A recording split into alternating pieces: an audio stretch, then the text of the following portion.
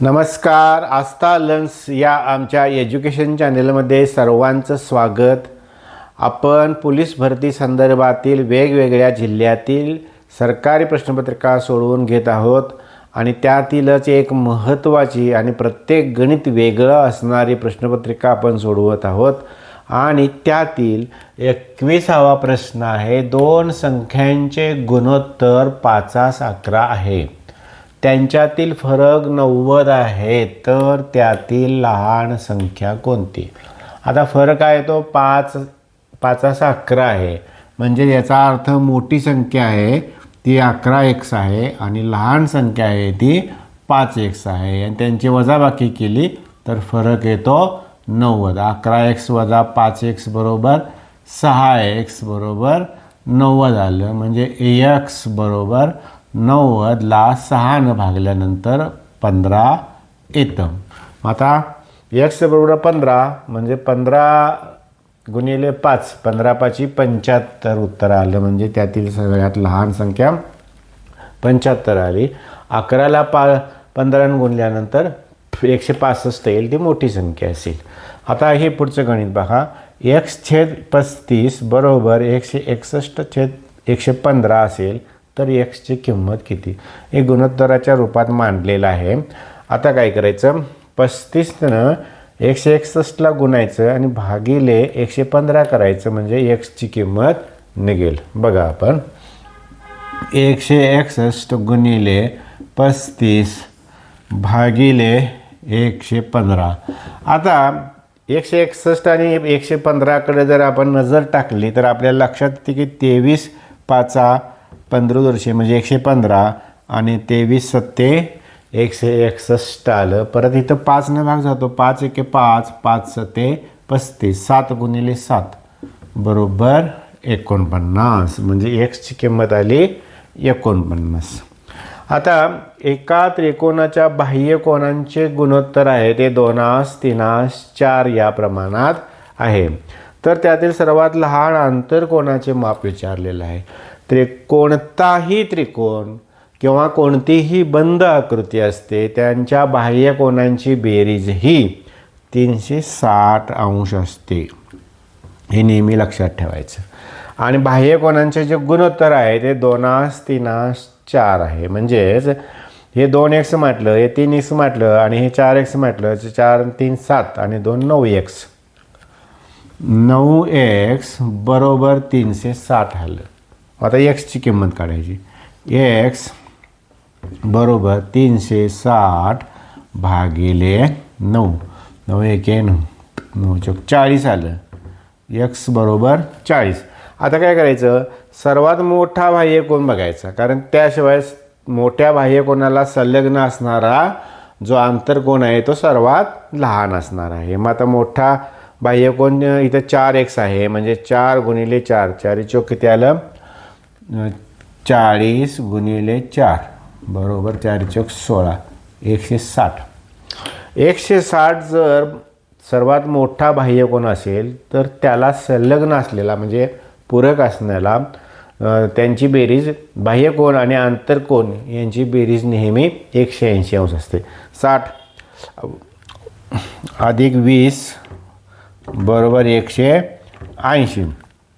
म्हणजे सर्वात लहान आंतरकोन हा 20 अंशाचा असेल. 24वा प्रश्न आहे. एका व्यवहारात 7,200 रुपये नफा A, B, C यांना अनुक्रमे 2 3 4 प्रमाणात वाटल्यास B चा वाटा किती? 2 3 4 प्रमाण आहे.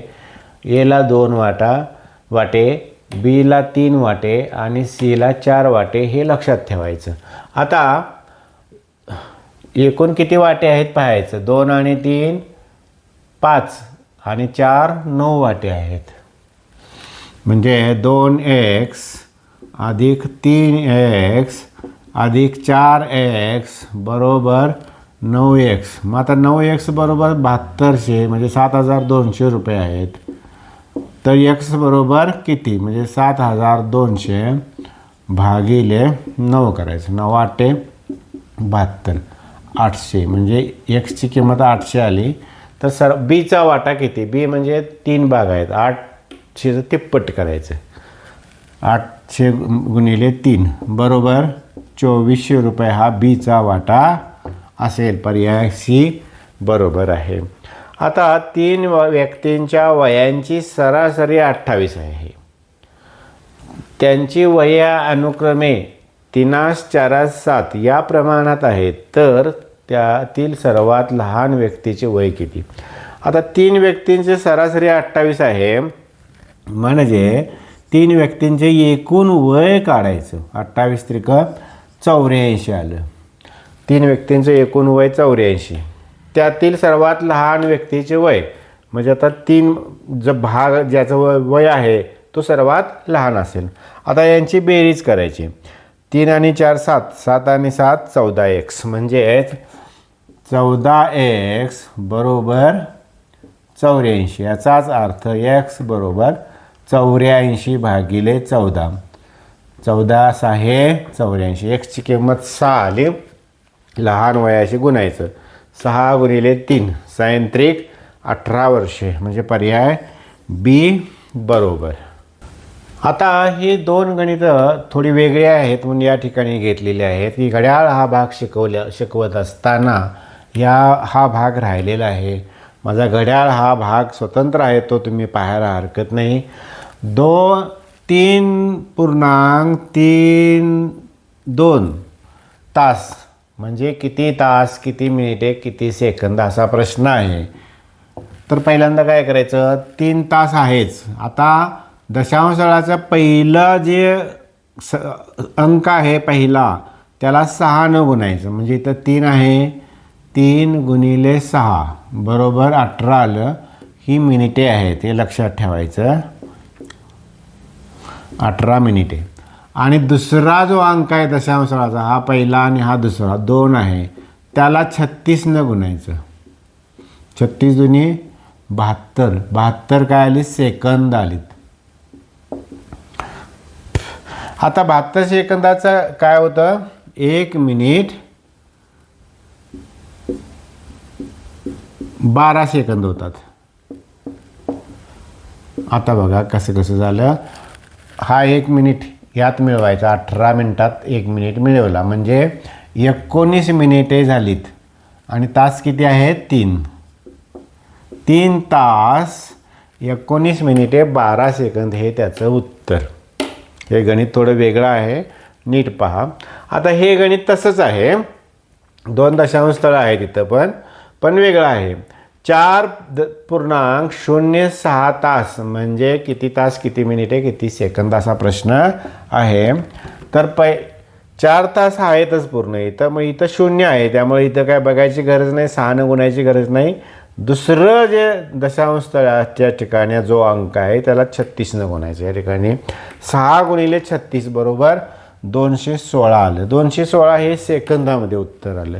मग 216ला त्याची मिनिटे करायची, म्हणजे 60 न भागायचं. 6 त्रिक 18 म्हणजे 180 आलं. 36 बाकी उरली, ही बाकी म्हणजे सेकंद झालीत. आणि ही 3 आहे ती मिनिटे. याचाच अर्थ 4 तास 3 मिनिटे 36 सेकंद हे त्याचं उत्तर. नक्कीच हा व्हिडिओ तुम्हाला आवडला असेल, म्हणूनच तुम्ही आमच्या व्हिडिओला लाईक करा, सबस्क्राईब करा आणि बेल आयकॉनवर क्लिक करा. धन्यवाद.